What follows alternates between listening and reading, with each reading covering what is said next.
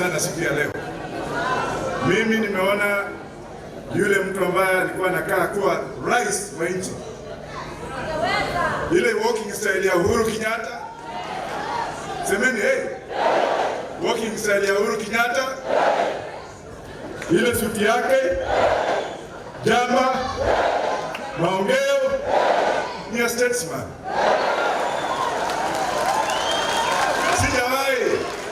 Sijawahi kumsikia Uhuru Kenyatta akitusi watu wadogo wadogo.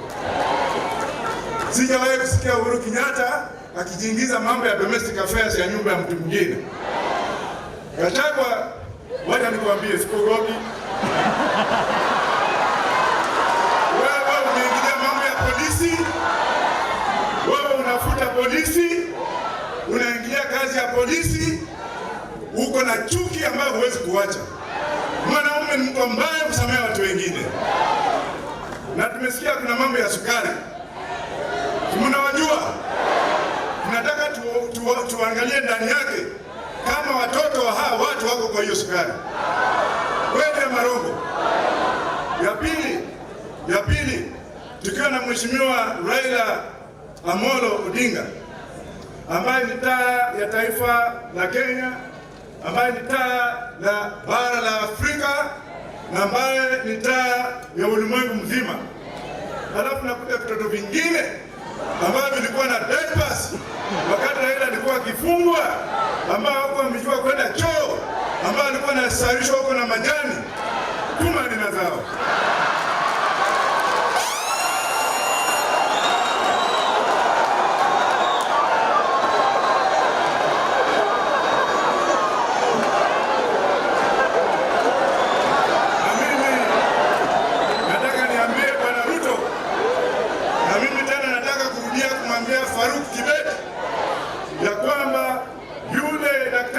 Wadanganya kwamba ataleta Wajackoyah kwa hiyo pati yao, kuma nina mama. Wamekuwa na njama ya kusema kwamba huyu mjamaa lazima tutenganize na Raila. Mimi nimeambia baba akaniuliza na unapenda nini? Mimi nikasema wacha niende kwa kaburi la mzee Jaramogi Oginga Odinga, nikae pale niwote ndoto zake. Ikiwa atasema kwamba nenda, sitaenda. Watu wa Bangi mko? Bangi! Ukiona katika ulimwengu huu, uchumi wa nchi ya Canada, semeni hey, Canada, Uingereza, Netherlands, Uganda, South Africa, Zimbabwe, India, wanatumia bangi kwa bidhaa. Halafu nakuta wanafiki wengine hapa, wale makapitalisti wengine wanakaanga hapa akijifanya ni watu wa Mungu, tunaenda kufanya hivi kila tuma nina zenu. Ila tunataka ni kitu kimoja. Tunataka tuenee uchumi wetu, tunataka tuhakikishe uchumi wetu, nataka tumlinde baba na wale ambao wametuma kwenda kwa shamba ya Mama Ngina Kenyatta, kuma nina zenu. Kufeni. Mama amestaafu. Bwanake alikuwa rais wa nchi hii. Mtoto wake akawa rais. Mama amekuwa na baba ambaye ni rais na mtoto akawa rais. Alafu mshenzi mwingine ambaye alizaliwa juzi hapa kutoka Murang'a na Nyeri. Tunatoka huko. Mwana mlio akipiga mlio mwenzake. Mwana Gideon Moi na baba yake wakipigwa na mashamba yao. Mmesikia Iria amesema nini? Wengi hamkuwa mnanijua lakini mtanijua. Na mtu yoyote ambaye ataleta nuks, tuko pamoja. I am not a coward, will never be one, has never been born to be one, and will never ever be one.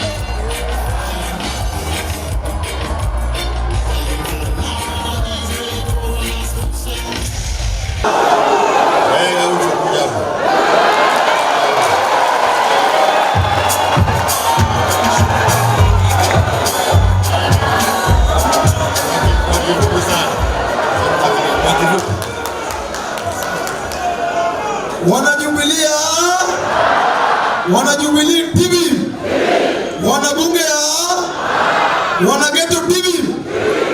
Kitu ya kwanza, leo ni siku yangu ya kwanza kukaa mbele ya mapresident wawili. Hiyo inamaanisha Raila na Uhuru Kenyatta ndio main asla na wasafara, wale wanaangalia wasafara wa chini. Ni kweli si kweli? Mimi sina mengi, lakini ile kitu nataka kusema kwa watu wa Jubilee ya kwamba juzi niliongea kama nimekasirika. Kwa sababu gani? Yes, mimi sio mtu wa ODM, baba yangu ni Raila Odinga ndo na defend. Na juu baba aliniambia lazima ni defend Uhuru mwana napigwa, baba akiniambia Gaucho ruka na ruka. Nikisabu ujinga ndo namuuliza baba nilikuwa narukia nini? Lakini lazima niruke ya kwanza. Nasema hivi, hata kama wamedharau Uhuru Kenyatta aje, awange replace Uhuru Muigai Kenyatta, former president, eti na mtu anaitwa Sabina Joy. Sio Sabina, ni Sabina Joy ama ni Sabina Chege? Ni Sabina Joy ama Sabina Chege? Munge mtafutia mtu ambaye kuna integrity, si mtu anajua hizi room zingine mingi kuliko maisha yake. Wanajubilee TV. Mimi kama bunge president nasema mbele ya former president, najua mimi ndio president Uhuru Kenyatta, nafaa piga picha na mimi kwa sababu mimi bado niko kwa kiti. Ni kweli si kweli? Nasema hivi, Mr. President, naomba wewe na president wangu Raila Odinga na Kalonzo Musyoka, Eugene Wamalwa, Martha Karua msiwachane, kwa sababu uasama ambayo ilikuwa chuki ya Wakikuyu na Wajaluo ilianza kitambo. Lazima mkae pamoja ili tuendelee kuwa wasichana wa Kikuyu na Wakikuyu pia wafanye biashara kwa hizi nchi zingine. Ni kweli si kweli? Na mimi nasema, jana niliona jamaa mwingine kuna ndevu amepiga dai akinisaliti kwa ule president bandia. Mimi pia nataka nisaliti huyo jamaa ambaye alinunuliwa na Raila Odinga akiuza mbuzi. Anaitwa sijui hadi wa nini? Anaitwa hadi nini? Kama si Raila Odinga, Duale angefanya biashara ya ubroka ya mbuzi. Raila ndiye alimtoa kwa mbuzi, akamweka mtu, Uhuru Kenyatta akamweka mawaziri. Leo anatumia Wasomali kumaliza biashara ya Wakikuyu. Ni kweli si kweli? Ni kweli si kweli? Alafu mtu mwingine anazunguka na koti kubwa anakaa kama mtalikazo anaitwa Kashagwa, eti anazunguka akitusi president Uhuru Kenyatta. Mimi nasema hivi, mimi kama bunge president, sisi tutasimama na Raila Odinga na Uhuru Kenyatta mpaka Mwenyezi Mungu arudi. Na namalizia nikisema hivi, mimi na watu wa bunge wote Kenya mzima, baba maisha imeshinda vijana. Juzi nikishikwa wakinipeleka kwa hizi jela, walinipeleka Central. Nikapata vijana wengi Central wanashikwa juu ya dawa ya kulevya na ulevi. Kwa sababu gani? Wako frustrated na life, sasa wanakunywa pombe ili wasahau wanafaa wakuwe na familia. Mimi nasema President Uhuru Kenyatta, usiwache jamii ya Central walikoniwa. Sasa hiyo ukienda Kirinyaga Road, biashara zote ni Wasomali na Wahindi. Eti Wakikuyu wako mlango wanauza mask. Na sisi tunajua kikundi watu wa biashara. Mimi nasema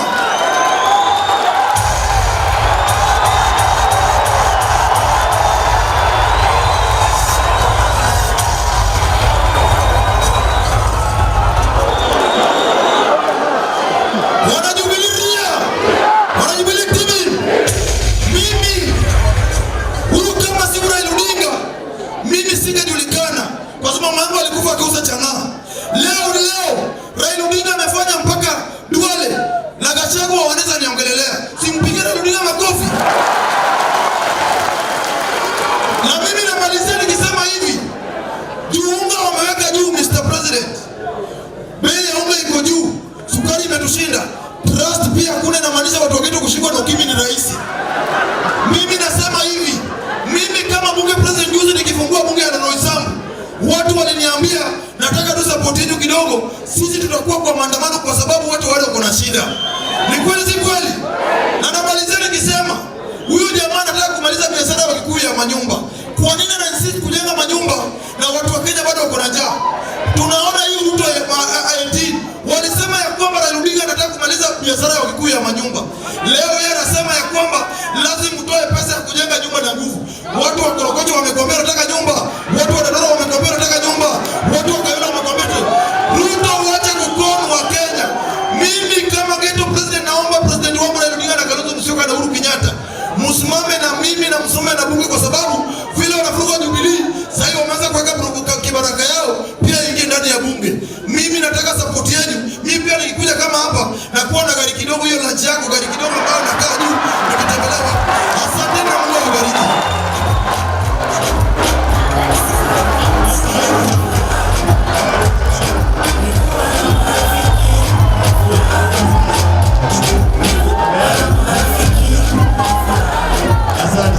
Kwa hivyo nyinyi vijana, mimi nawashukuru, na hata wewe ambaye nilisikia nikisema nilikuwa na wewe, nikikuona tena mimi anaitwa Gaucho usijui, nitakununulia lunch mimi bwana. Mimi wewe usijali, alijitokeza kuja kulinda mali ya chama, si hiyo ni haki? Kwa sababu wakati polisi waliitwa hawakuja, na ndio ile siku mimi hata sikuwa nikijua wakati walienda kuvamia ofisi. Mimi wakati nilisikia nikasema hata kama niko peke yangu lazima niende nitetee mali ya wananchi wangu bwana. Unaona? Sasa nasikia wengine wakisema ati waliona nikitembea na sijui na vijana hapo. Mimi nataka nishukuru hawa vijana ambao walijitokeza kuja kutetea chama chao. Niliwakuta huko. Na wengine hata hawakuwa wene chama, walikuwa hapo kwa sababu walikuwa wanaona ni dhambi ambayo inafanyika, hakuna haki. Kwa hivyo nyinyi vijana, mimi nawashukuru, na hata wewe ambaye nilisikia nikisema nilikuwa na wewe, nikikuona tena mimi anaitwa Gaucho usijui, nitakununulia lunch mimi bwana. Mimi wewe usijali, alijitokeza kuja kulinda mali ya chama, si hiyo ni haki? Kwa sababu wakati polisi waliitwa hawakuja. Hata wakati wananitukana mimi nikakaa kimya tu, nikasema sawa, ni haki yao watende yale wanataka. Nikakaa nimekimya, na yale yametokeza tu matusi, kuiba mbuzi, kutoka mashamba, wote wakifikiria wanatisha. Haya, nawaambia waendelee. La Kenya kuja na kuitikia mwito wetu wa kuje tuungane pamoja kuhudhuria hii National Delegates Conference ya chama chetu cha Jubilee.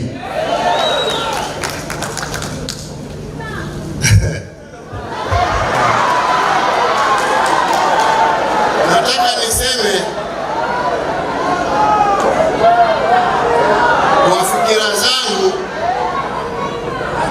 mimi fikira zangu zilikuwa zimeniambia ya kwamba siasa mimi nilikuwa nataka nilegee na niende nikashughulikie mambo mengine, na nilikuwa nafikiria ya kwamba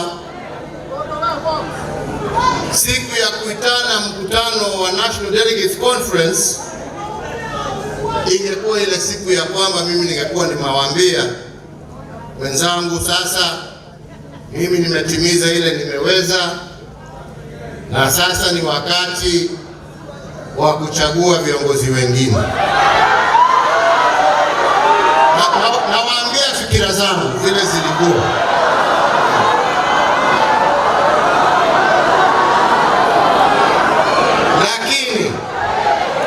Lakini wengine wameamua ya kwamba kazi itakuwa ya vitisho na kulazimisha. Siku ya leo nimewaambia tafuteni mwingine, sio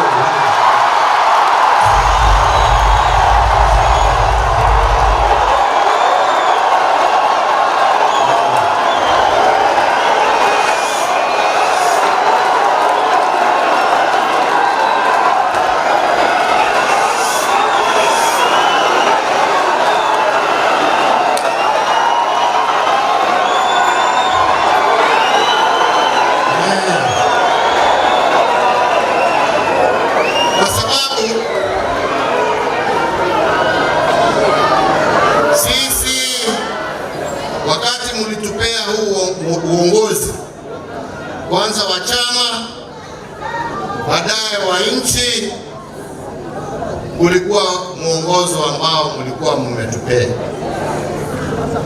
na sisi tukajaribu kulingana na uwezo wetu kutekeleza yale ambaye tuliweza kuyatekeleza,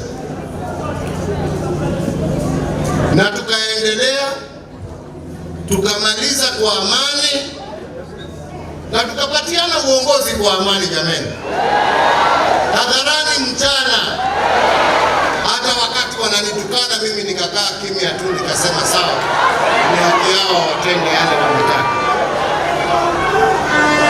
Nikakaa nimekimya, na yale yametokeza tu matusi, kuiba mbuzi,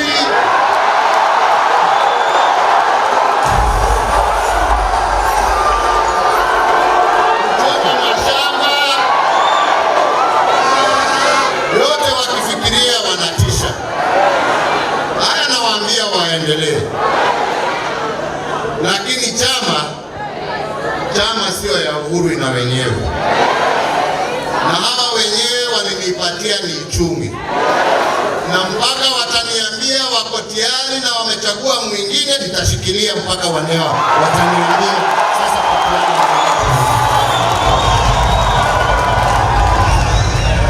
na mimi sisemi hiyo kwa hasira, mimi sisemi hiyo kwa chuki. Mimi nasema haya, nasema kwa heshima kubwa, lakini inasemekana ukitaka kuheshimu ama ukitaka kuheshimiwa, na nyinyi wewe pia lazima uheshimu wenzako. Kenya ni nchi ya demokrasia. Wanajubilii waliungana na wengine na wakasema msimamo wao, na huo msimamo haujaisha, na kama utaisha utamaliziwa na wale ambao walichukua huo uamuzi, na ni nyinyi mlichukua huo uamuzi. Haiwezekani shingo iruke kichwa. Haijawahi kusikika ya kwamba wale ambao walipata vyeo vile vidogo tulikuwa nazo, ambao wanajubilii waliwapea kwa heshima kubwa, hawa ati ndio sasa wanakuja kusema ndio watatuambia vile Jubilee itakaa. Jukumu lao wakati walichaguliwa ni kwenda kusimamia na kutetea haki za wajubilii na manifesto ya Jubilee, haki za wanajubilii, sera za wanajubilii.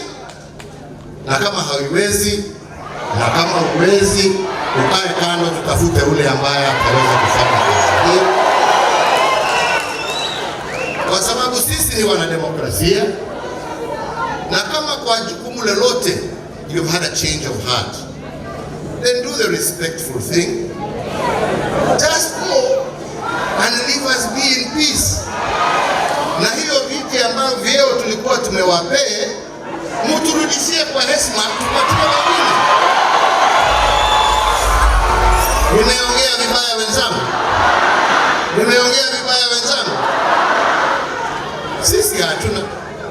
Naambianga watu wakiniuliza, muangalie simboli yetu. Simboli yetu ni dafu. Dafu ni ya nini? Ni amani. Sisi ni watu ambao tunapenda amani. Lakini kupenda amani sio kusema wewe ni muoga. Tunaelewana? La. Nataka kuongea, tuongee kwa heshima.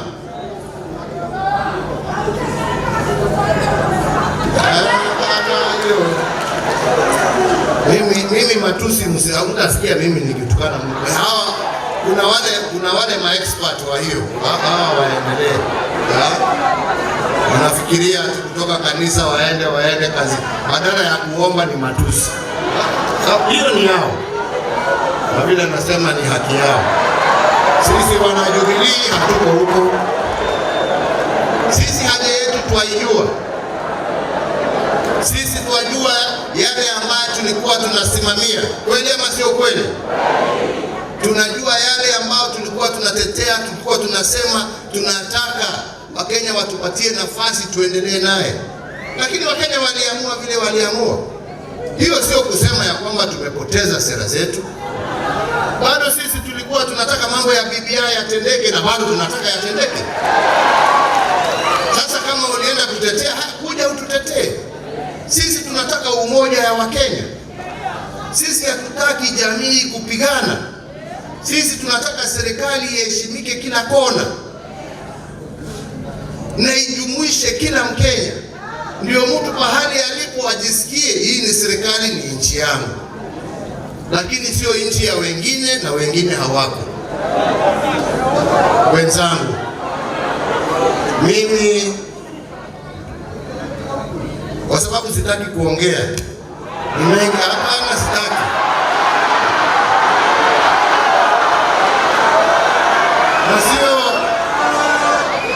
Na sio kwa sababu sina ya kusema,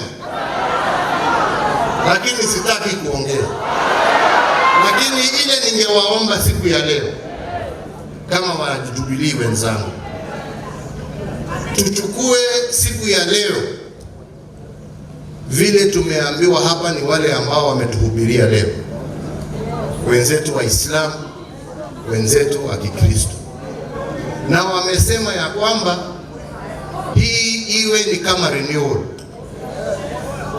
Kila mmoja wetu ambaye ako hapa akirudi kwake aende kufufua chama chetu cha Jubilee kule mashinani,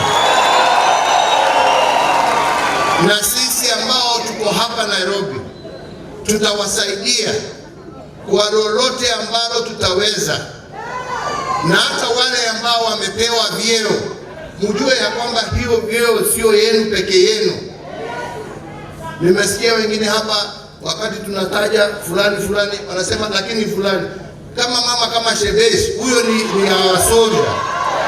We want you in the middle of the fight. Sio kusema ya kwamba kiti imepatiwa fulani, mwingine hayupo.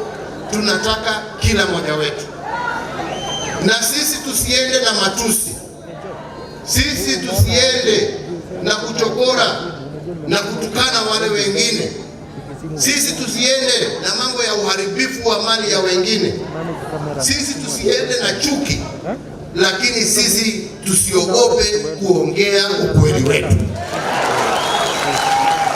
Ama ni namna gani? Tunasikilizana wenzangu? Tunasikilizana wenzangu? Na vile nimesema, heshima sio utumwa. Heshima sio utumwa. It's a two-way street. Na kuona wengine wamenyamaza sio kusema wameogopa. No. Get that out of your mind. Chukueni ile mnataka, fanya vitu, that will never work. Haiwezi. Lakini ukitaka kuja na njia ya haki, pitia mlango wa mbele. Mambo ya dirisha muache nyuma. Mambo ya matusi muache. Behave like leaders and you shall be respected. Behave like thugs and you will be treated like thugs. Ama ni namna gani wenzangu? Ama ni namna gani? Tumekubaliana Jubilee tuiamshe. Na mimi haswa nyinyi vijana kwa sababu ndio wengi, na haswa tena nyinyi wakina mama kwa sababu tena mkutana na vijana nyinyi ndio wengi. Sisi tunataka mchukue hatua ya kusema tutachukua uongozi wa hii chama. Nyinyi sisi tunataka tufike kiwango ya kwamba sisi tukae nyuma tupatiane mawaidha, lakini tunataka tuwasaidie nyinyi ambao mnataka kutetea haki, sera na msimamo wa Jubilee, mchukue the front line, msibaki nyuma. Let us help you take it forward. Ndio tena tukirudi hapa tuwe tumeona viongozi ambao wametoka Mandera, wametoka Kisumu, wametoka Mombasa, wametoka Namanga, wametoka Kajiado, Kiambu, Nyeri, wametoka Laikipia, wametoka Samburu, ambao wako tayari kutetea haki ya wanachama na haki ya wananchi wa Jamhuri ya Kenya. Tuje tuwapatie uongozi, muendelee na chama. Ama ni namna gani wenzangu? Lakini kama unafikiria utatisha hapo ati hoi ikikuwa namna hii, na ndio ile siku mimi hata sikuwa nikijua wakati walienda kuvamia kwa ofisi. Mimi wakati nilisikia nikasema hata kama niko peke yangu lazima niende nitetee mali ya wananchi wangu bana. Unaona? Sasa nasikia wengine wakisema ati waliona nikitembea na sijui na vijana hapo. Mimi nataka nishukuru hawa vijana ambao walijitokeza kuja kutetea chama chao. Niliwakuta huko. Na wengine hata hawakuwa wene chama, walikuwa hapo kwa sababu walikuwa wanaona ni dhambi ambayo inafanyika, hakuna haki. Kwa hivyo nyinyi vijana mimi nawashukuru. Na hata wewe ambaye nilisikia nikisema nilikuwa na wewe, nikikuona tena mimi anaitwa Gaucho sijui, ninakununulia lunch mimi bwana. Mimi wewe vijana alijitokeza kuja kulinda mali ya chama. Sio ni haki? Kwa sababu wakati polisi waliitwa hawakuja. Sasa basi they had to do what they had to do, and God bless you and keep up the strong work. Kama ni namna gani wenzangu? Mko tayari kulinda chama chenu? Mko tayari kutetea haki ya wanachama wenu? Mko tayari kutetea haki ya Wakenya? Tunatembea pamoja. Hebu nione kwa ishara ya mikono juu wangapi ambao wako tayari. Asanteni sana. Nataka kwa sababu sijapata fursa hii hapo awali, ni washukuru wana Jubilee wote, ni washukuru wana Kenya wa tabaka mbalimbali ambao wamejitokeza kona na kona kunitetea wakati wanaona haki haitendeki. I want to say thank you very much. Myself and my family, we appreciate what you have done and the position you have done. Tunashukuru. Lakini wengine wetu tunaamini ya kwamba haki mwishowe lazima itajitokeza. Na haki lazima itatendeka. Iwe ni mwaka moja, iwe ni miaka miwili, iwe ni miaka 20, haki itatendeka kwa sababu Mungu bado yuko na Mungu halali. Raila kwa maha. Raila kawaje? Wale wanafanya vile wanafanya wakifikiria ya kwamba Mungu amelala. Mungu halali. Na siku moja ndio watajionea. Kwa hayo na mengi, mimi sina mengi. Nasema tuendelee kuishi na amani, tuendelee kuishi na umoja. Wale ambao hawana furaha na msimamo wa Jubilee, tafadhali kwa heshima kuu tufanyie heshima. Simama, fungua mlango, uende, uache sisi tuendelee na barabara yetu pole pole. Munasema ya kwamba imekufa chama chetu, hali nani yako na haja na maiti jameni? Kama imekufa, why you interested? Si ni maiti jameni? Ukiona wakitafuta ni kwa sababu wanajua Jubilee sio nini? Sio nini? We are very much alive na wataiona. Mungu awabariki, Mungu awalinde. Na mbele ya tufunge mkutano, tuko na wageni wachache ambao pia wanataka na wamesimama na sisi kwa sababu ya kulinda demokrasia. Na tulikuwa tumewaambia ya kwamba sisi tuko na NDC yetu na tumewaalika. Muko tayari kupokea wageni wengine wetu? Tulikuwa tumewaambia wagojee kidogo mpaka tumalize mkutano wetu kirasmi. Mungependa niwaalike wakuja watusalimie? Mungependa niwaalike wakuja wawasalimie? Kwa ishara ya mikono nionyeshe ni wangapi wangependa kuona hawa waje wawasalimie. Basi wacha tuulize Secretary General aendeshe kidogo, tuwe na entertainment kidogo wakati tunangojea wageni wetu wafike. Mungu awabariki, Mungu awalinde na aendelee kulinda taifa letu la Kenya. Asanteni sana.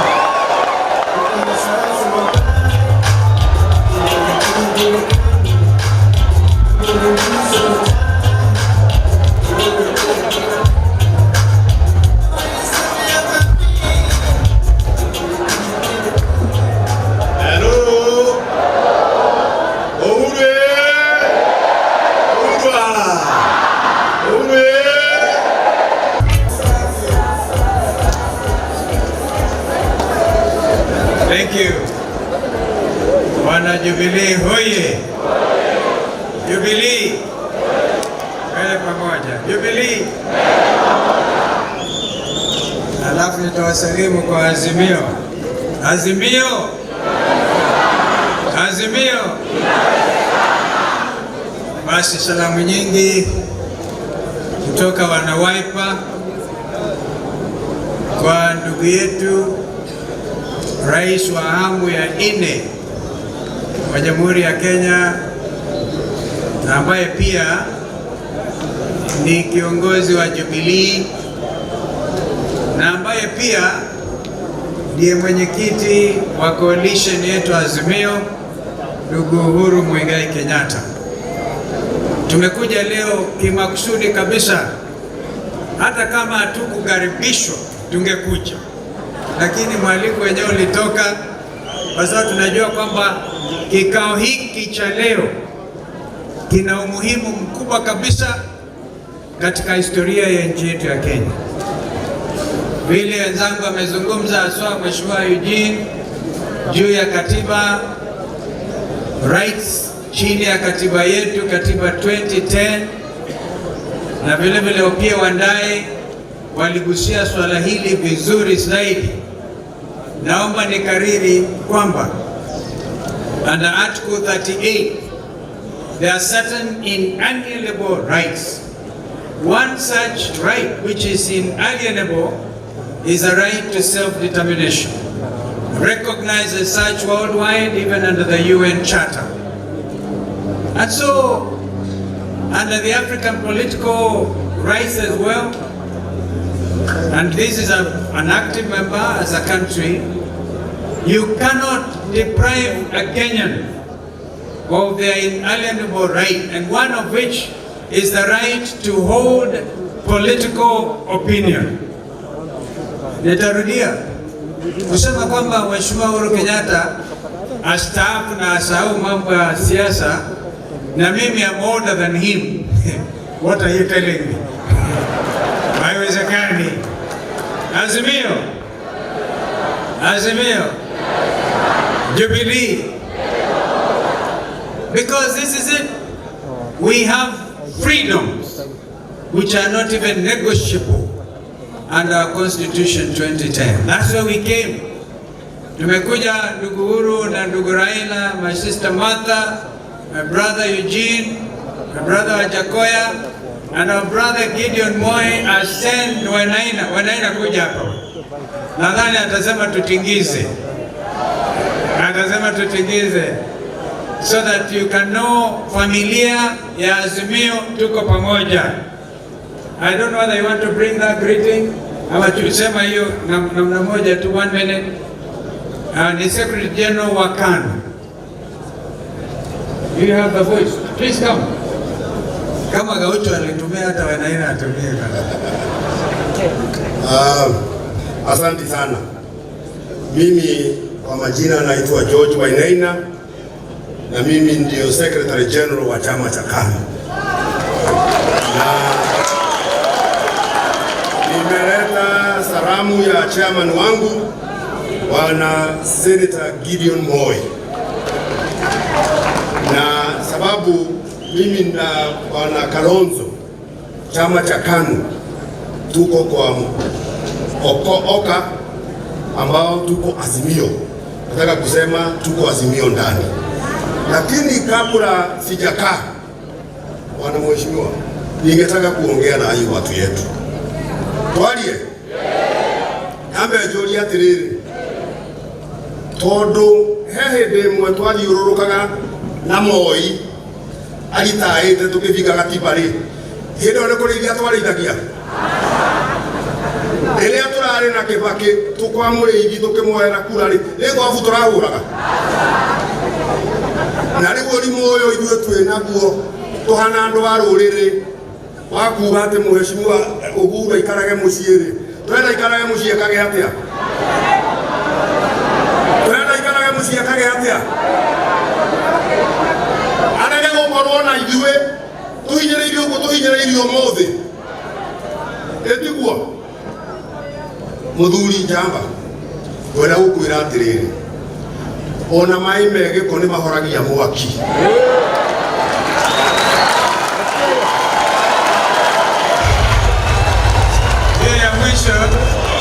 Ya mwisho ni anasema maji naona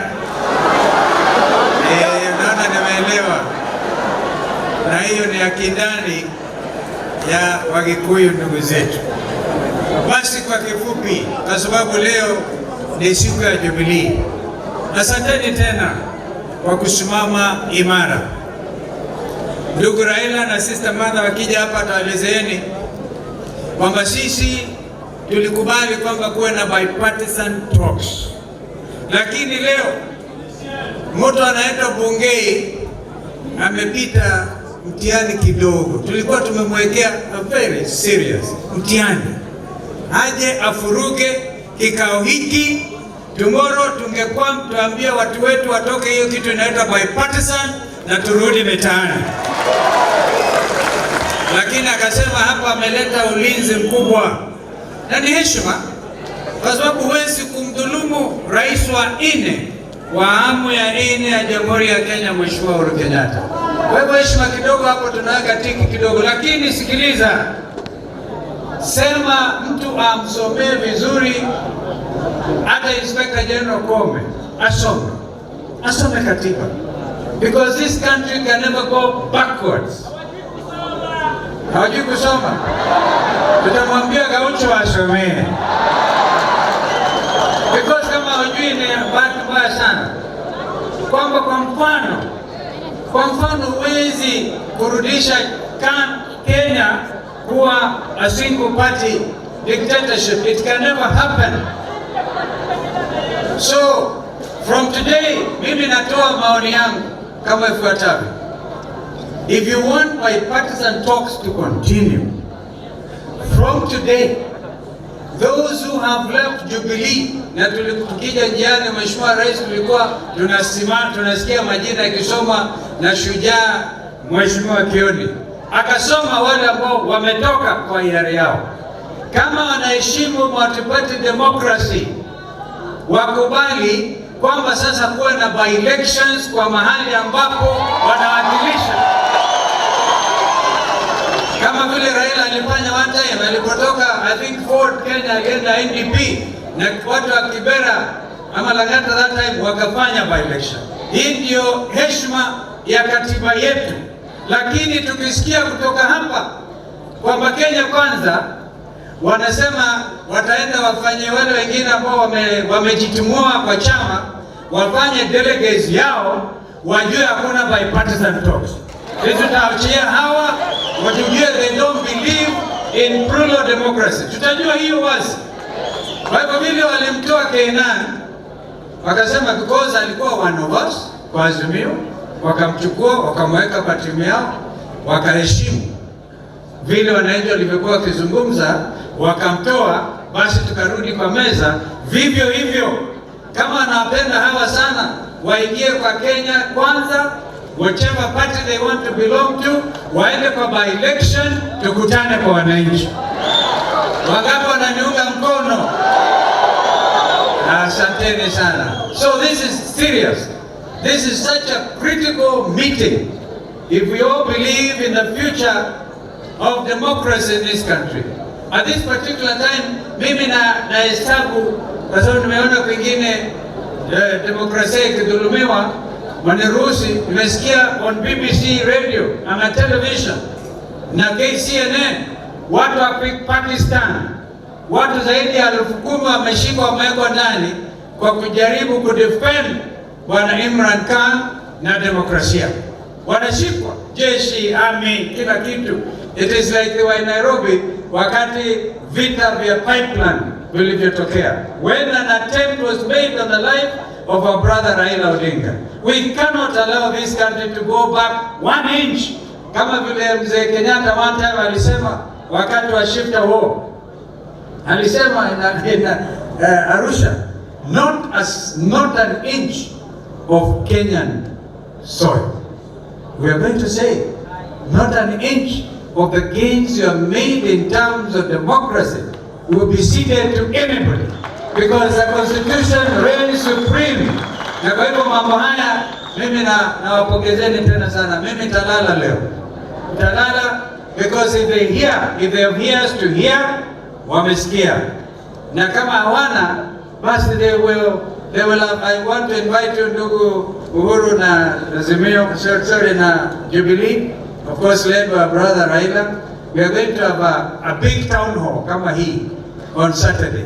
Walikuwa wakisema wakitoka Northlands wataenda kuiba mbuzi yangu kidogo Yata, lakini walirudia njiani kwa sababu kuna mtu alituma text message akisema mkienda huko Yata kwa Kalonzo kwanza mjue hamtatoka huko.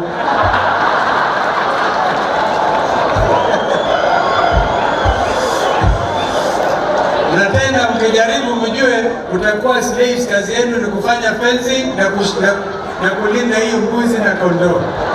Wakaogopa hakufika. Nikasema kuna malaika wanalinda. Kuna malaika analinda nchi hii. Na nchi hii kamwe haitarudi nyuma. Kwa hivyo mimi nakushukuru sana ndugu, because honestly you cannot touch the political rights of any Kenyan. And I'm told this matter was actually even canvassed before the courts of law. Kwa hivyo waache kutisha watu. We all belong to this country. We, those who believe Kenya is a limited liability company, wajue that Kenya is for every Kenyan. Haiwezi kuwa ni Gachagua kusema you belong to his company and therefore you get dividends only to watu kama hawa. Mungu amefanya maajabu yake, akawafichua mpaka onekana pengine hata hawakuenda shule properly. You cannot talk like that in a day and age as this, and you stand and poromoka na maneno kama haya. Unahitaji maombi. So when I see some of the leaders there kama Sister Shebesh, na kuona nasema wonderful, na team ambayo umechukua mamlaka yenu. Allow me to address a lady called Anderitu, a lady I have respect for. Usikubali, because that should be an independent office.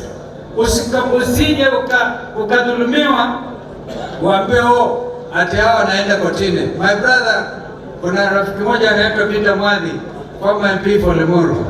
Tunaitana mwana iya wakienda kotini, kuna bipartisan ya nini? Because this is one of the conditions about tumesema that we will not allow aggression against registered political parties, and Jubilee is a main political party. So we will not allow that. That is to me an absolute minimum. If they touch Jubilee kwa kwenda kwa mahakama na nini, we all know these other guys. We wish them well. The least they can do, form their own party, disappear huko, tuende tukakutane na wananchi. Kwa hivyo mimi nimeongea sana ndugu Kioni, na huyu bwana huyu ni generali. You have a general of a secretary general. So again, karibuni Yata delegation ya Jubilee. Of course we'll be hosted by Wiper, and our brother Raila will be there as our leader, and my sister Mother. Mother likes to say, I must always slaughter God for her. I will make sure I do so. May God bless Kenya. May God bless Jubilee. Amen.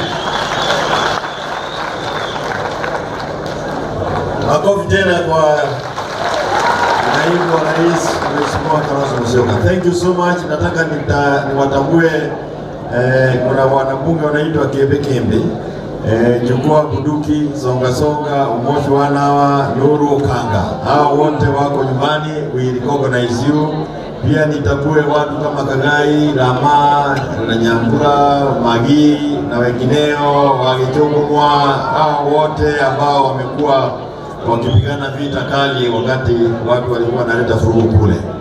Now, the great honor of welcoming nataka kusema hayo ndio kwa sababu she is our tough lady. Amekuwa na sisi kwa Azimio, alikuwa mgombea mwenza wa Raila Amolo Odinga, Mheshimiwa Martha Wangari Karua. Yeye pia na wimbo anasema karibu baba. Sitasimama maovu yakifanyika. Karibu sana. Acha niwaimbishe kama hawajui. Niko njaa hata siwezi tanga.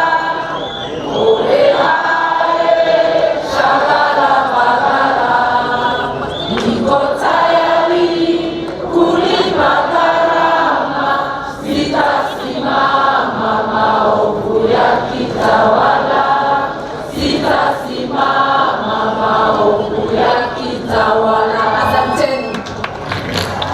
Jubilee oye! Wananchi oye! Azimio! Azimio!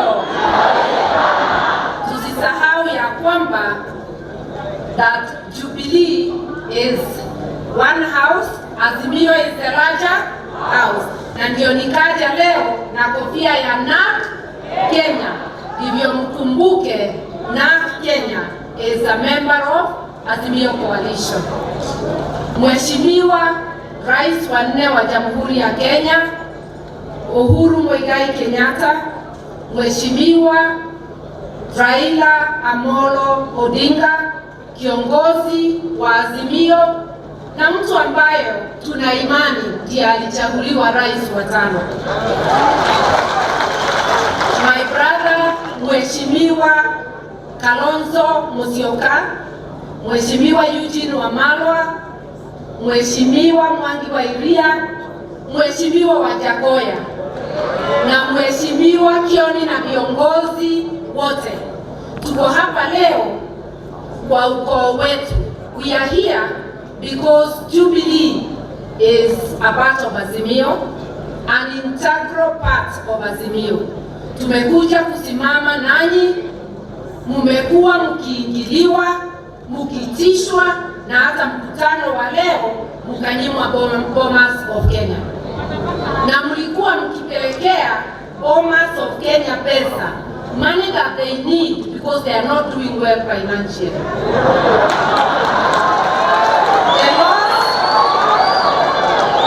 The loss today is not to Jubilee or Azimio. The loss is to the Bomas of Kenya, which was prevented from being professional, behaving professionally and hosting this NDC.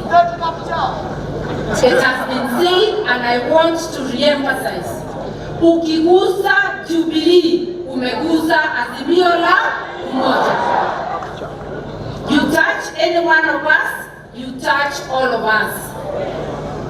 Na hizo partisan talks ni kama kuongea na neighbor wako mkishindana sababu ya mpaka, boundary issues. Na huyo neighbor aanze kupiga bomu kwa msingi wa nyumba yako. Touching Jubilee is bombing the foundation of a house called Azimio la Umoja. We shall not let anyone play around with constituent parties of Azimio. Na nataka ijulikane ulimwengu wote, sio waasi ndani ya Jubilee wanataka kubomoa Jubilee, ni William Ruto anataka Jubilee.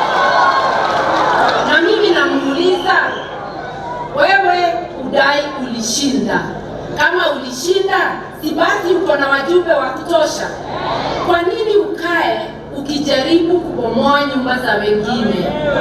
Kama umetongoza members and they want to come to your party, warudishe kwa kiwanja wachaguliwa wakiwa kwako.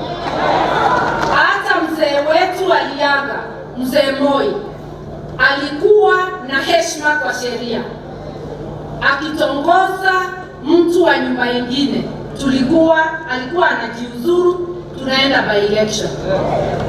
Sasa mtu anasema ako na PhD na hawezi kutambua sheria za Kenya. That is the great shame of this nation. Hatutaki usaidizi wako William Ruto. All we need is respect for the rule of law, respect for the constitution and the laws of Kenya. Leave political parties alone. Wewe jenga nyumba yako, na ukitongoza hata watu 100, we are ready for by elections, na mimi nakuahidi tutakubwaga wewe.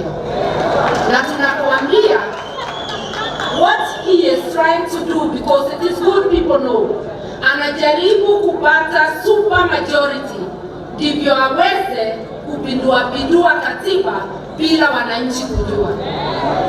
This is a great assault on democracy. Tunajua wewe hujapambania democracy. Some of us have fought for democracy throughout our lives in this country. Wewe ulipinga hata hii katiba, but you are bound by this very constitution. You must respect it. You are not above the law. If you don't, as Kenyans, we will force you. Pia nieleze sababu we will force him, because wananchi ndio wako na ushukani wa juu. Sovereignty belongs to the people of Kenya. Wakenya ndio wanapatia koti ushukani. Wakenya ndio wanapatia ofisi zote za executive ushukani. Hata wabunge wanapatiwa ushukani na Wakenya. Na ushukani wa Mkenya hauondolewi. Unaweza bypass hao wote umepatia ushukani. We can exercise our sovereignty directly. Nataka kusema juu ya bipartisan. Ni kweli tulikubali kuketi kuongea. Lakini maongeo gani kama utaendelea kuingilia nyumba ya Azimio? Watch out. You continue to assault the house of Azimio by assaulting its constituent parties. There will be no talks. That will be the result. If you really want to sit down, show respect to Azimio and its constituent parties. And take that as a serious warning shot. Kenyans are tired. Na mambo ya ushuru, wewe Zakayo, utashuka.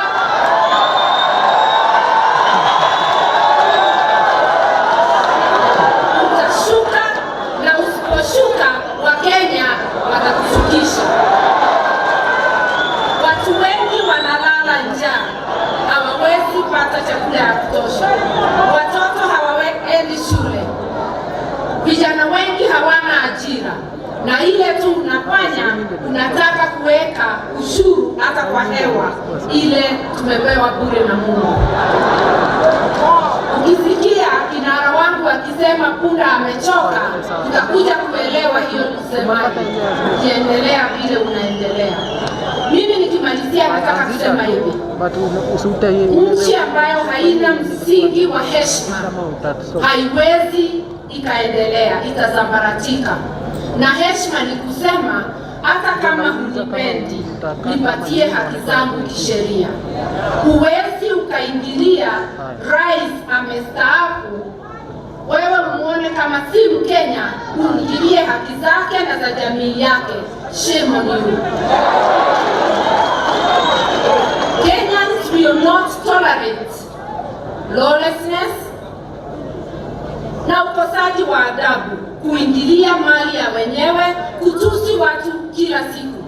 Iko watu hapo na sitataja majina yao, wasichafue. Nitachafuka mdomo, utapata nini? Nitawajua. There are people who are behaving like village bullies. Kazi yao ni kutusi watu kila siku. We are not going to accept to be bullied into silence. You can insult all you want, but we are not going to be cowed down. We shall stand for our rights and we are going to liberate ourselves and our country, whatever it takes. That is a notice to you. Na kwa jamii yetu ya Wakikuyu, moririkana na ngwajege gesogo, moririkane na mpiti etere ya mwana. Yani, even a hyena does not eat its own. How come that we have become worse than hyenas? How can you go to attack the property of one of us? We want you to respect not that just the properties of those who belong to our community, but of every Kenyan. Because a nation without the rule of law cannot stand. Mimi naomba, wewe vijana mnapotoshwa, msipotoshwe tena. We shall live in harmony, na hata tukishukisha Zakayo, tutamshukisha in harmony. Aende nyumbani in harmony, na Kenya iendelee in harmony. Sisi si watu wa fujo. Sisi ni watu wa kufuata sheria na amani. Iko kijana yangu mmoja aliongea hapa na nimemwambia nitamkosoa kidogo. Hata ikiwa ni mtu ametukosea, awe mama awe baba, tusimuingilie kimaumbile, tuingilie vitendo yake. Na hiyo ni kusema sio leo peke yake, kila siku, hata akiwa ni mama. Please stop yourself from issuing any criticism or insult that is gender based.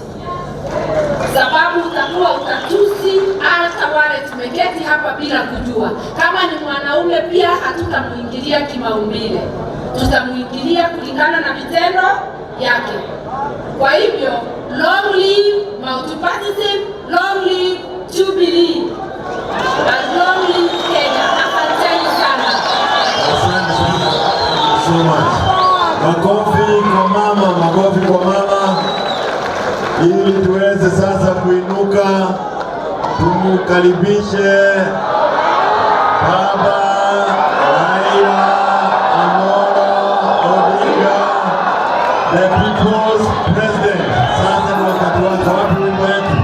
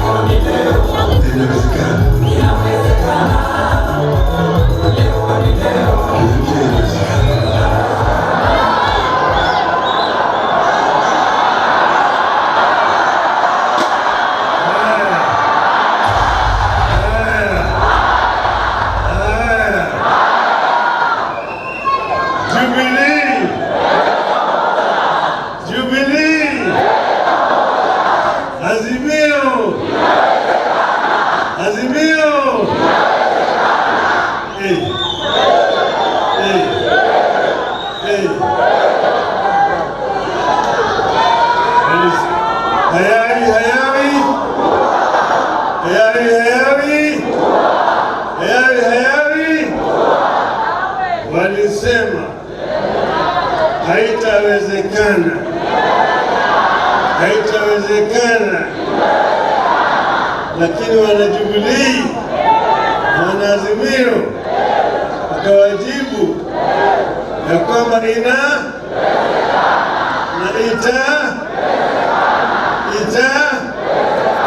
sifanyike. Sasa Jubilee imefanya, wajafanya.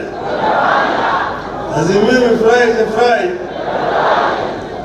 Sisi tumekuja hapa kama wanaazimio kuunga mkono ndugu wetu hapa wa Jubilee.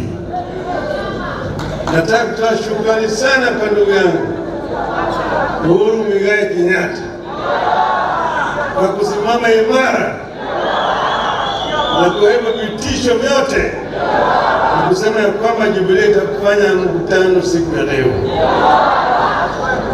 Sasa mimi nimesimama hapa kama mwanaazimio. Nataka kuongea sasa kwa niaba ya Azimio yote. Kuna maneno ambayo mimi nataka kuongea na wale wengine huko.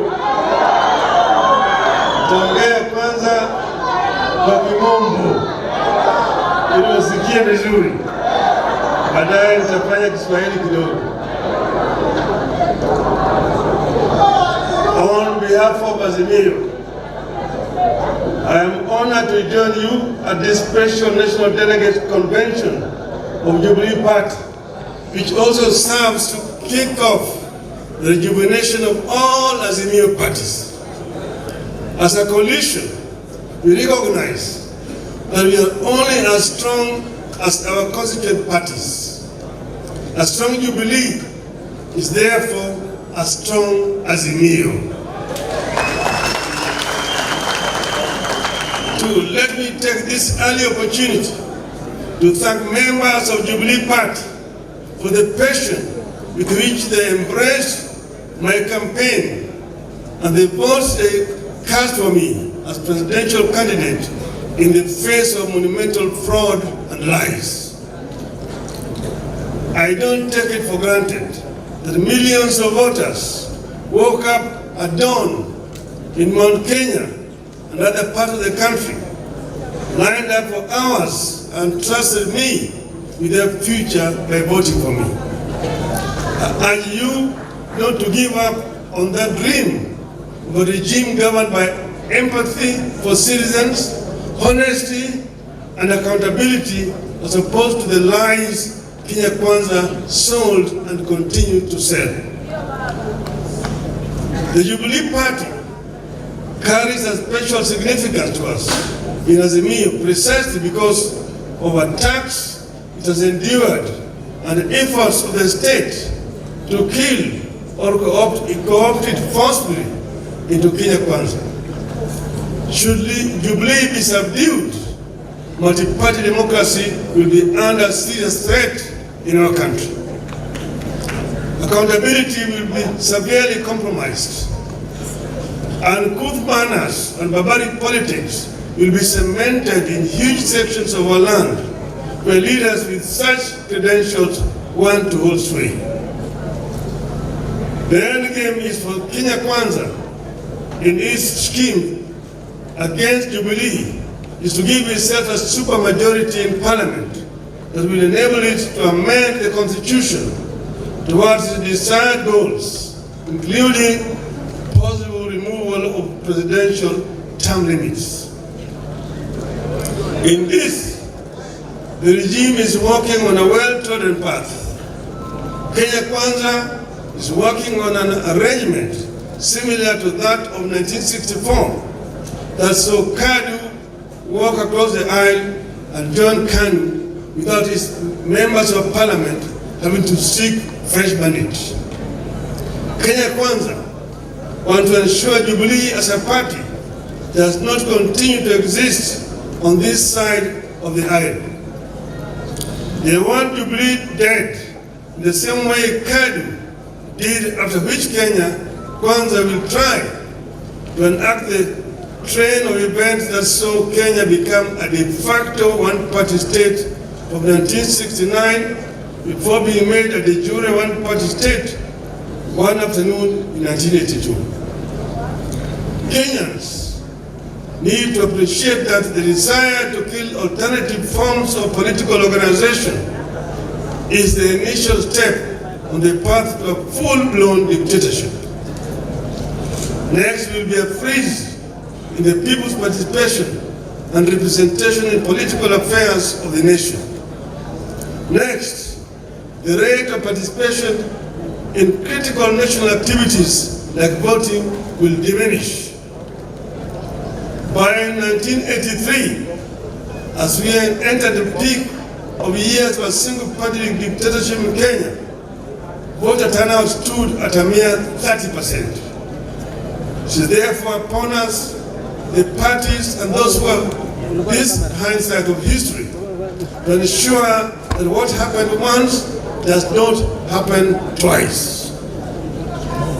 While those in government may think they will be insulated should the regime succeed in destroying multi-party systems, history tells us that as soon as the regime in power succeeds in killing opposition, it will turn inwards and kill debate and dissent within its own ranks. The governing party will become a tool of the office of the president to manage opposition from within and without. When that happens, only one voice will matter, that of the president. Even those politicians who now think they wield power in the government party will not know where they lost the plot. The people trying to kill or take over Jubilee and hand it over to Kenya Kwanza may not be fully aware of the complex schemes being plotted by their sponsors. They are mere pawns in a game that will eventually consume them. Kenyans will recall that one afternoon in 1982, a few excited members of parliament set and approved the making of Kenya a one-party state. Those excited men and women who voted aye that afternoon in 1982 thought they were punishing other people. A number of them became the very first victims of the snares they thought they were laying for others. Which is why Jubilee's war, the word of Kenya Kwanza, must be the war of every Kenyan who treasure freedom, the rule of law, and respect for human rights, including the right to associate and to hold and express views freely. I must commend Jubilee Party for remaining strong, focused in the face of sustained state-sponsored onslaught. I am happy that the party recognizes its responsibility to Kenyans to defend and sustain our hard-won multi-party system. More importantly, I commend the Jubilee Party for continuing to fight for lowering of cost of living, electoral justice, inclusivity in appointment in public office, and abolition of excessive taxation of Kenyans. I want to assure you that we will fight this battle together and we will win it together. Failure is not an option. Failure is not an option. As we push for respect for political parties, I want to make a heartfelt call in our country to respect leaders who have served our nation and handed over the baton to others. In the recent months, we have seen very uncouth, very primitive, and unwarranted attacks on the person and property of His Excellency Uhuru Kenyatta and his family, including the founding president, Mr. Jomo Kenyatta. Shame on them.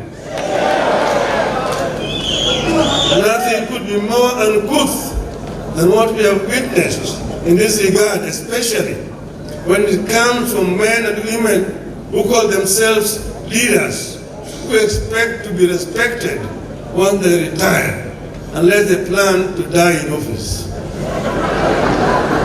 I must commend my brother and our fourth president, Uhuru Kenyatta, for the dignity and decorum with which he has borne the insults and abuses for the sake of the stability of the nation, the peaceful coexistence of Kenyans, and the dignity of Kenya's presidency. I personally thank Uhuru for choosing to fly high when they have hit an extreme low. I call for respect of retired leaders, not because Uhuru is with us in Azimio. I said because It is what I believe in. It is what civilized people should do and believe. It is what happens in civilized nations. Kenyans will recall that when NAC took power in 2002 and excited cabinet ministers paid for the blood of the then retired President Daniel Arap Moi, I said no. I said no to the intended frustration of a man who had held various leadership positions right from before independence, ending up as our president for 24 years. As I said when we launched Azimio in Nakuru on 16th of August 2021, we must cleanse this land of the spirit of anger and bitterness, revenge and entitlement that the presidency continues to ooze. We must also build electoral systems that are resilient, transparent, accountable, and respect the wishes of the voters as expressed at the ballot. We believe that when leaders and governments lack popular support, as is presently the case, accountability, empathy, democracy, and good governance cannot be expected, and the nation cannot move forward. This is the tragedy that afflicts this country today. It is the reason enough for that well-known primitive voice, in Kenya Kwanza, to stop losing sleep over an imaginary handshake. Kenya Kwanza is too shady to be embraced.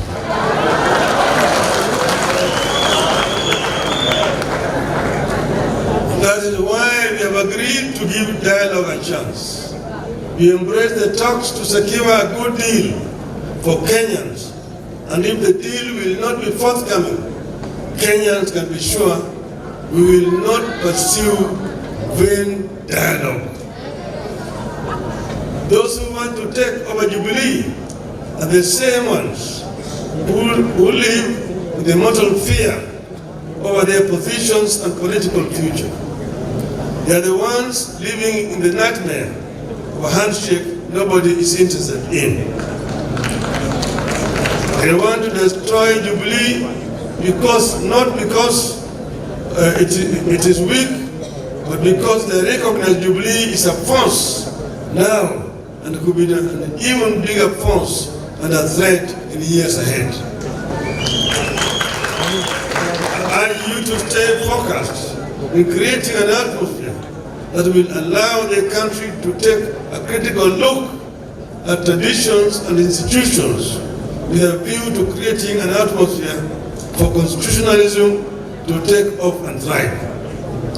I therefore encourage you to implement the resolutions of this convention with the confidence that the full force of Azimio la Umoja is covering your back.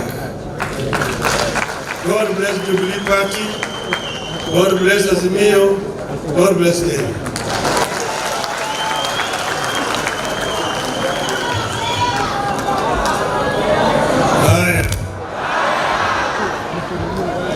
Sasa nitasema kwa muhtasari. Swala nyeti ambayo tuko nayo hapa, kwanza ni mambo ya gharama ya maisha ambayo imepanda sana. Pili, bei ya unga imepanda, bei ya mafuta imepanda, bei ya sukari imepanda, hata karo ya shule imepanda na kodi ya nyumba. Sasa njia hiyo wanataka kuongeza ushuru. Juzi niliwaambia kwamba punda imechoka. Punda imechoka. Niliwaambia ya kwamba Wakenya hawawezi tena kumudu ushuru zaidi. Ili ambayo wanatoza wakati huu nataka ipunguzwe. Manake Waswahili walisema ati kibebacho kikibuja nafuu kwa mchukuzi. Kwa hivyo mambo gharama ya maisha tutazidi kupigana juu yake. Pili ni mambo ya uchaguzi, mambo ya saba. Tulisema mpaka saba ifunguliwe. Juzi nilipoambia wanasema saba ilifunguliwa. Ilifunguliwa wapi? Wanasema mambo ya uchaguzi ilikwisha. Sisi kama Azimio si watu ambao wanalalamika kwa hofu. Muliona hapa Bomas of Kenya kulikuwa na makomishona 7 Chebushetha na wengine wengine wanne walisema la, yale matokeo ya Bwana Chebukati hayakuwa kweli. Walisema namna hiyo, wakatoka pale wakaenda kule Serena Hotel wakatoa taarifa tofauti na yale ya Bwana Chebukati. Kwa hivyo na baadaye jamaa kapiga firimbi na katoa matokeo ya uchaguzi wa halali. Kwa hivyo tunataka tuangalie hiyo 7 ili tujue ni kitu gani iko ndani yake. Ukweli hiyo ni sharti mpaka ifanyike.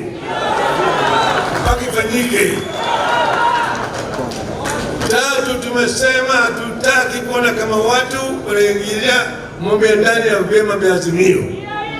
Kwa upande mmoja wanasema wanataka kuimarisha multi-party democracy, badilisha weka ofisi ya kiongozi wa upinzani katika bunge. Kwa upande hii unaua Jubilee, unaingia ODM, unaingia ndani ya Wiper. Tumesema hii hatutakubali. Wale ambao wameingia kwa biashara ya umalaya ya siasa, kama umeingia biashara ya umalaya ya siasa, jiuzulu. Ile tiketi ambayo ulipewa rudi kwa wananchi, uchaguliwe upya. Mimi nilipotoka katika chama changu cha Ford Kenya kaingia NDP, nilijiuzulu kwa bunge, nikarudi hapo kwa watu wanang'ata, wakanichagulia tena kama mbunge wa Lang'ata. Wengi walitoka namna hiyo. Marehemu Dr. Protas huko Kisii, Likoa, Umanyi, Shamala, Apili Wawire, Aniri na kadhalika. Wengi walijirudi katika uchaguzi. Kwa hivyo tunasema badala ya kuchukua Jubilee uende naye katika Kenya Kwanza, toka kwenda peke yako, simama na chama ya Kenya Kwanza au UDA, tuonane na wewe kwa kiwanja. Mwisho wamesema Kenya ni kampuni ambayo kuna hisa, ati wengine wako na hisa mingi zaidi, wengine wana kidogo, wengine hawana. Swali ya kwamba kama kuna Wakenya ambaye hawana hisa, wanafanya nini Kenya? Kama hatuna hisa, unatutoza ushuru ya sababu gani?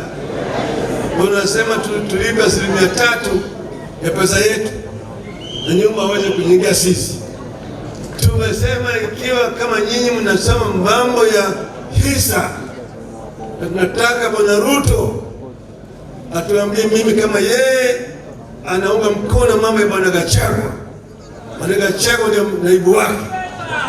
Ukisema ya kwamba Kenya ni kampuni, basi sisi tutaki tunaenda kwa Umoja wa Mataifa tuseme tunataka self-determination. We cannot be treated as second-class citizens. That only those who voted for Kenya Kwanza are entitled to employment and entitled to services by this government. If that is the case, then the rest of Kenyans will ask for self-determination. Tumesema hawa watu wamedhulumu Kenya zaidi. Kila siku wako kwenye runinga wanapiga kelele, wanabweka kwa Kenya. Sisi kama Wakenya hatuwezi kutishwa. Kwa hivyo kama nyinyi mnataka mazungumzo, tulisema mwezi moja. Sasa imebaki siku 14. Siku 14 imebaki. Kama ile kamati ya Otiende na yule mwenzake haiwezi kupata suluhisho kwa mambo matatu: mambo ya gharama ya maisha, pili mambo ya shamba, na tatu ni mambo ya vyama ziwe huru. Tutarudi uwanjani, uwanjani. Sisi hatuwezi kutishwa, tutasimama imara. Mko tayari? Mko tayari? Mko tayari? Nione mkono hapa.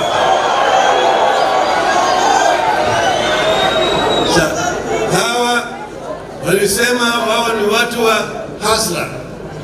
Sasa lugha ya hasla sasa imepotea. Hawataji mambo ya hasla tena hata kidogo. Wanaongea juu ya wadosi peke yake. Na wale wadosi ambao wanaongea juu yao ni wale ambao wanaiba rasilimali yetu.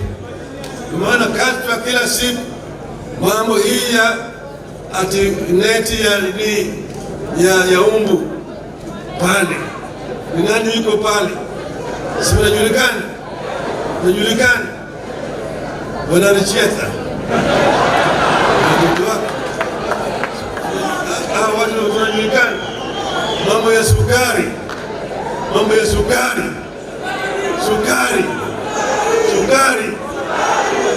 Sasa sisi tumesema mambo ya ufisadi mpaka iangaliwe na watu ambao wanahusika, lakini wezi hawezi kwenda kushika wezi wengine. Mambo ya shakahola,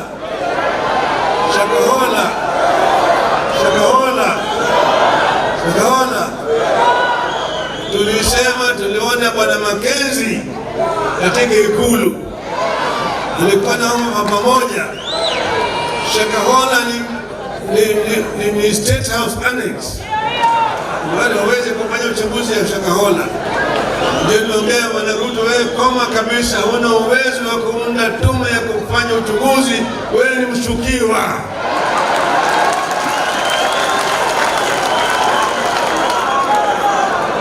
Na Bwana Gachagua ni mshukiwa na Matu. Hao wote hawezi kufanya uchunguzi. Mimi nilienda Shakahola nikazuiliwa kuingia pale. Kwa sababu gani? Maana wanajua mimi nitaona ukweli huko. Sivyo? Kwa hiyo sisi tunasema Wakenya sasa wamechoka. Miezi 8 peke yake imetosha. Punda imechoka. Tunataka mabadiliko. Tunataka mabadiliko. Wangapi wanataka mabadiliko? Nione mkono hapa. Jubilee.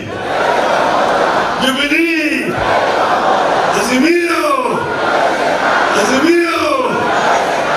Asanteni sana.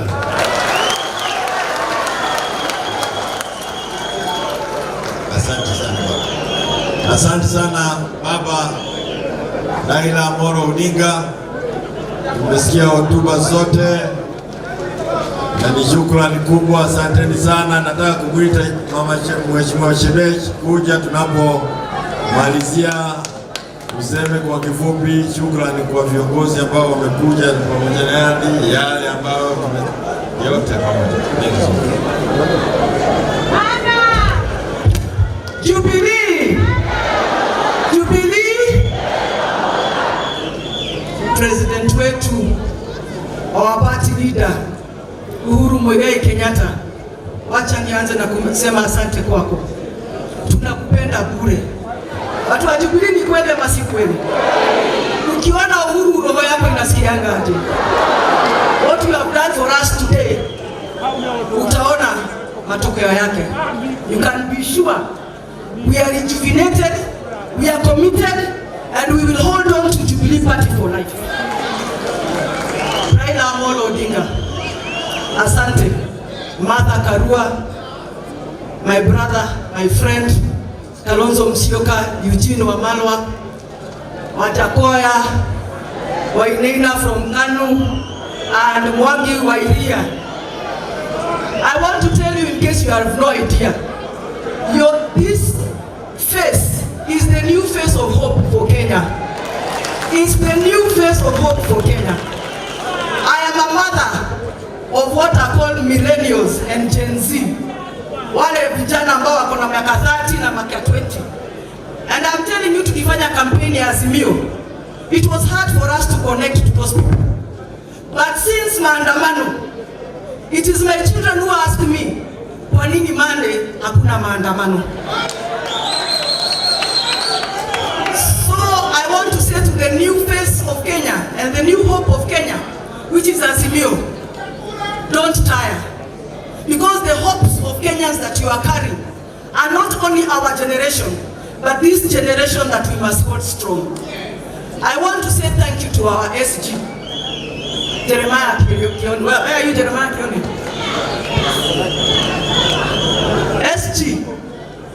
SG, akikuja tu hapa kidogo. You know, if you know a political party, na unajua uchungu ya political party, then you must understand the role Jeremiah Kioni has played for us to be here today. And because people are ever praised at home, today Kioni, I want to praise you. I want to say you sufuria unavaa. Hata sisi watu wa Jubilee from now on, tukienda maandamano tubae sufuria kapito. You know what we are doing, Jubilee is in the house. And I also want to thank you for not being shaken and for making us reach where we are today, that we can confidently say Jubilee tuko mbele pamoja. Asante sana. Chairman wa Jubilee ambao leo mmeleta delegates hapa. Nikianza na chairman wangu wa Nairobi ambao nampenda sana. Those who have run political parties. President Uhuru, you know, even when you were in Kanu. Raila Odinga, I know he knows this, that is his strength. Ni wale wanaitwa chairman wa party. We want you to work with pride in your areas. Mkisimama mseme mimi ni chairman wa Jubilee. Because from today, I'm assuring you, mambo imebadilika. Mungu awabariki sana.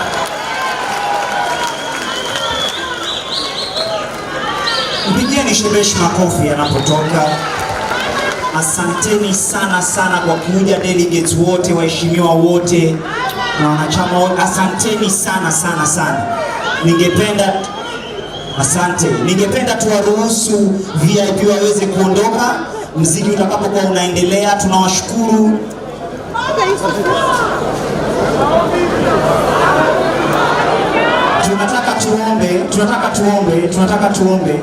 Tunataka tuombe. Reverend pale ulipo, Reverend Joe, tufungie na maombi. Reverend naomba tufungie na maombi. MCA wa Idaka nakuomba pia uje hapa. Kidogo tuombe kidogo tu, tunaomba tutulie tuombe. Samahani. Reverend tufungie na maombi. Na tuombe. Mwenyezi Mungu tuwasema ni asanti kwa maana imekupendeza kuwa na siku njema. Tunakushukuru kwa possible removal of presidential term limits.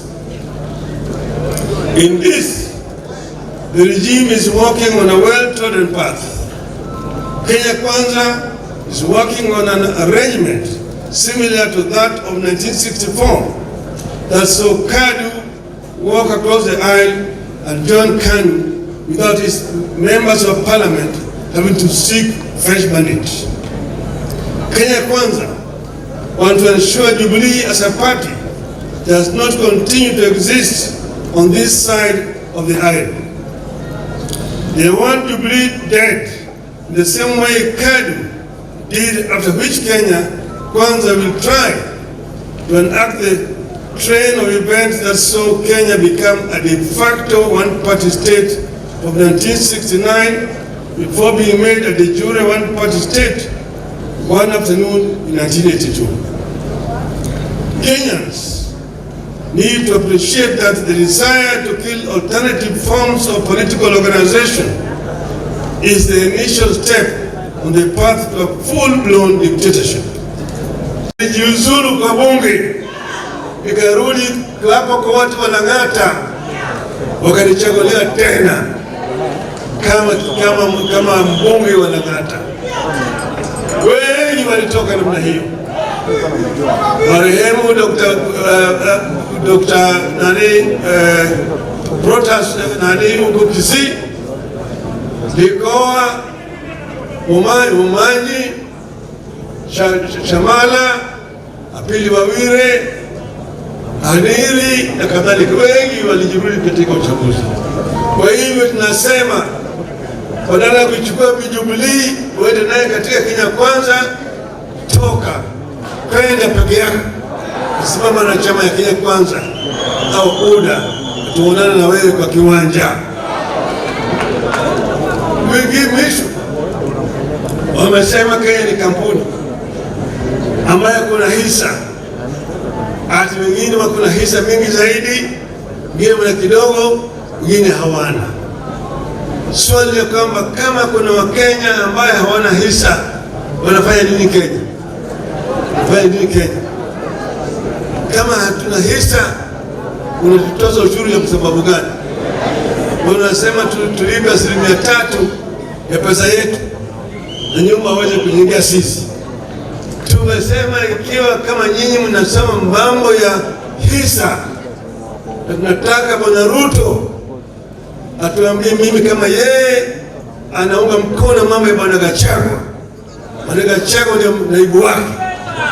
Ukisema ya kwamba Kenya ni kampuni, basi sisi tutaki tunaenda kwa Umoja wa Mataifa tuseme tunataka self-determination. We cannot be treated as second-class citizens. That only those who voted for Kenya Kwanza are entitled to employment and entitled to services by this government. If that's the case, then the rest of Kenyans will ask for self-determination. Tumesema hawa watu wamedhulumu Kenya zaidi. Kila siku wako kwenye runinga wanapiga kelele, wanabweka kwa Kenya. Sisi kama Wakenya hatuwezi kutishwa.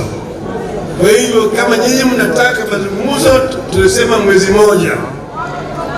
Sasa imebaki siku 14. Siku 14 imebaki. Kama yule kamati ya Otiende na yule mwenzake haiwezi kupata suluhisho kwa mambo matatu: mambo ya gharama ya maisha, pili mambo ya shamba, na tatu ni mambo ya vyama ziwe huru. Tutarudi uwanjani.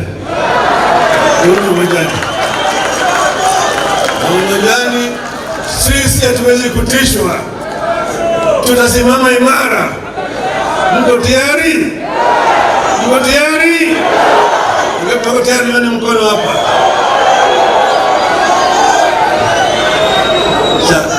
Hawa walisema wao ni watu wa hasla. Sasa lugha ya hasla sasa imepotea. Hawataji mambo ya hasla tena hata kidogo. Wanaongea juu ya wadosi peke yake. Na wale wadosi ambao wanaongea juu yao ni wale ambao wanaiba rasilimali yetu. Kwa maana kasta kila siku mambo hii ya ati neti ya umbu pale. Ni nani yuko pale? Si unajulikana? Unajulikana? Wanaricheta. Watu wanajulikana. Mambo ya sukari.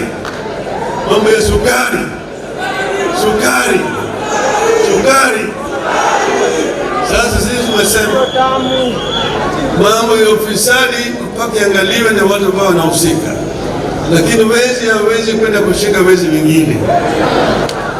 Mambo ya Shakahola,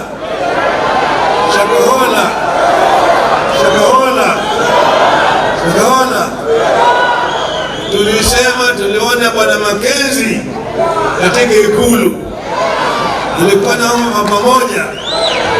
Shakahola ni State House Annex. Wale waweze kufanya uchaguzi ya Shakahola. Ndio niongea Bwana Ruto, wewe koma kabisa, huna uwezo wa kuunda tume ya kufanya uchaguzi, wewe ni mshukiwa.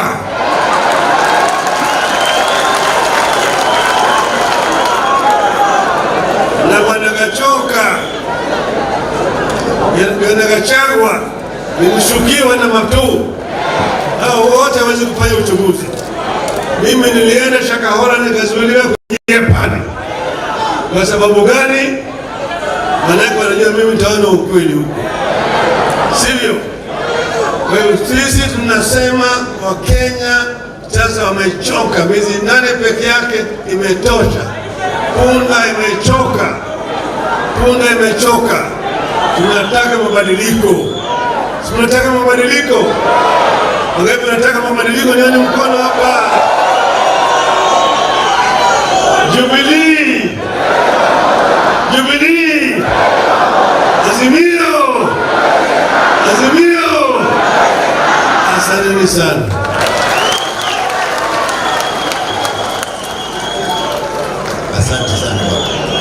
Asante sana Baba Raila Amolo Odinga.